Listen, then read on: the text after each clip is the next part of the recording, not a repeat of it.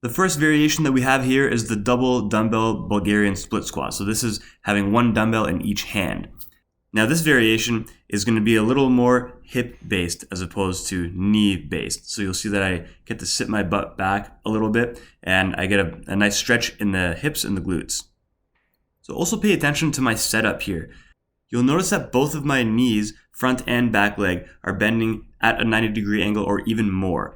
This is because the rear foot elevated split squat, or Bulgarian split squat, puts more tension on the front leg and a bigger stretch in the rear leg compared to regular single leg movements such as a regular split squat.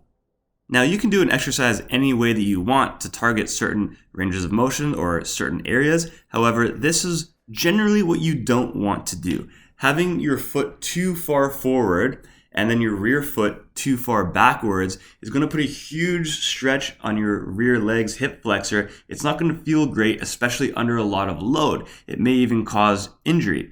And this example is the complete opposite. This is having my front foot too far back, too close to my rear foot, and you'll notice that it looks really, really awkward and hard to stabilize. So this is not an optimal position. Now you'll see this is me doing the other side. This is pretty optimal. I have about a 90-degree angle bend in both knees, and I'm coming straight down and straight up, not too much forwards or backwards. So now we're going to ditch one dumbbell and we're going to hold the other one in a goblet position. This is going to make this exercise a little bit more knee-based as opposed to hip-based. And that's just going to target a little bit more of the quads and glute as opposed to hamstring and glute. Once again, my knees and hips are bent at about 90-90, and that means that I'm not too far out and I'm not too far backwards. So I also want to address something with the rear foot. So take a look at how the top of my rear foot is pressing down into the foam pad. Now, you can have a couple of different positions. This first foot position is my favorite. It's the most ideal, and it's the one that you're going to be able to use the most weight on.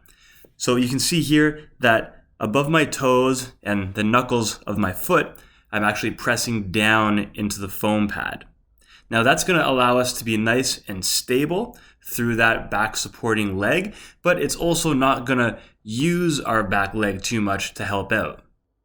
Now another version that I see some people doing, it isolates the front leg even more. It's that you now have the top of your ankle wrapped around the foam pad there. I find that to be much more uncomfortable, and you actually have to, you can see how I just adjusted my foot there. You actually have to sit a little further back, a little closer to the foam pad to let that happen. I find that you can do a lot less weight with that, and I feel like that focuses more on the balance aspect of this exercise as opposed to actually doing the movement and working the muscles. Basically, I wouldn't really recommend doing that. One last thing to go over is that you actually want to put some pressure, some force down into that pad. That's going to really help the stability of the movement. Think of the chain. It starts from the ground. You're pushing from the ground through to your leg, up to your core, and stabilizing your body. And last but not least, we have the single dumbbell Bulgarian split squat. The way that this variation differs from the others is that by having the dumbbell on one side only, it forces your body to balance a little more, and it'll work your obliques a little bit more as well. It doesn't matter which side you have it on. Generally, keeping the same side dumbbell as the same leg that you're working is going to be a little bit better on the balance. And having it on the contralateral side, so let's say with my right leg being worked and my left arm holding the dumbbell, it's going to be a little bit harder on the balance.